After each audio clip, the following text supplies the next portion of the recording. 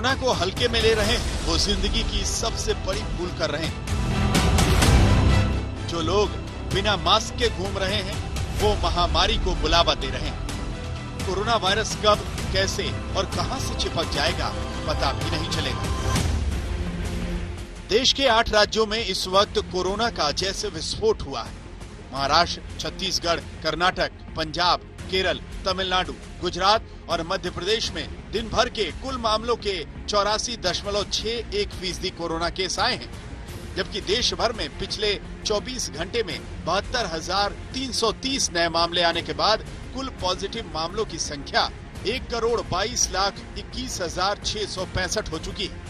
वहीं 459 नई मौतों के बाद कुल मौतों की संख्या 1,62,927 पहुंच गई है।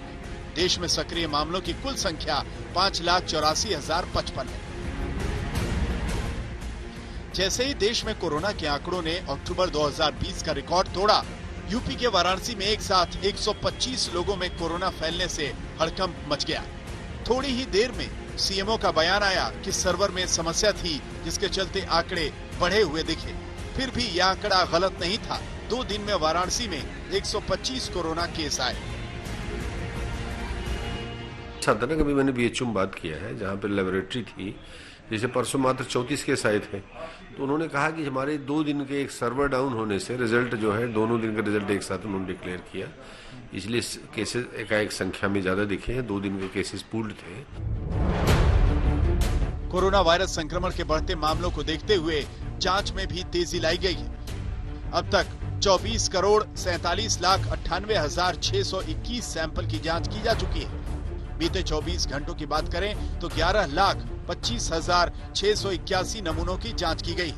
विशेषज्ञों की माने तो कोरोना की जल्द से जल्द जांच कोरोना से बचाव का तरीका है। कोरोना के मामले में सबसे ज्यादा महाराष्ट्र ने देश को हिलाकर रखा हुआ है। राज्य में जिले दर जिले इसके चपेट में आते जा रहे हैं। महाराष्ट्र के साथ नागपुर, पुणे, नासिक जैसे शहरों में भी हालात संभलने का नाम नहीं ले रहे। पिछले 7 दिनों में देश में 4,33,000 कोरोना के नए केस आए, जिसमें से 57% सिर्फ महाराष्ट्र के हैं। 31 मार्च को महाराष्ट्र में 39,544 कोरोना केस आए। महाराष्ट्र में एक दिन में कोरोना से 227 लोगों की जान गई। इस समय महाराष्ट्र में कोरोना के 3,56,000 से ज्यादा सक्रिय केस हैं।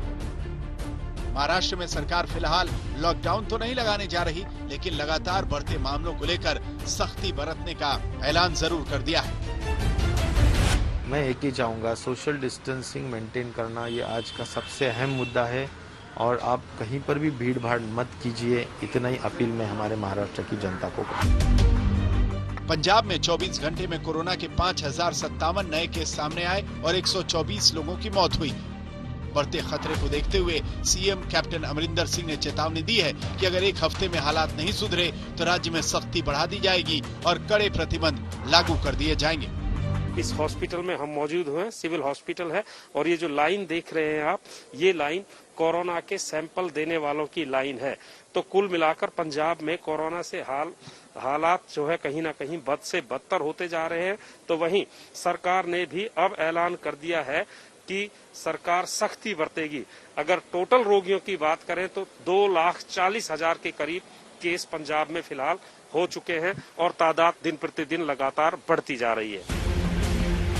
दिल्ली में 31 मार्च को 2.5 महीने बाद सबसे ज्यादा मौतें दर्ज की गईं। 31 मार्च को दिल्ली में 1,819 नए केस दर्ज हुए, 11 लोगों की मौत हुई। 13 जनवरी को भी 11 मरीजों की मौत हुई थी। फिलहाल एक्टिव केसों की संख्या 8,838 है। दिल्ली सावधान हो चुकी है। जिन राज्यों में कोरोना के मामले लगातार बढ़ रहे हैं, वहां से दिल्ली आने वाले यात्रियों की रैंडम टेस्टिंग की जा रही है।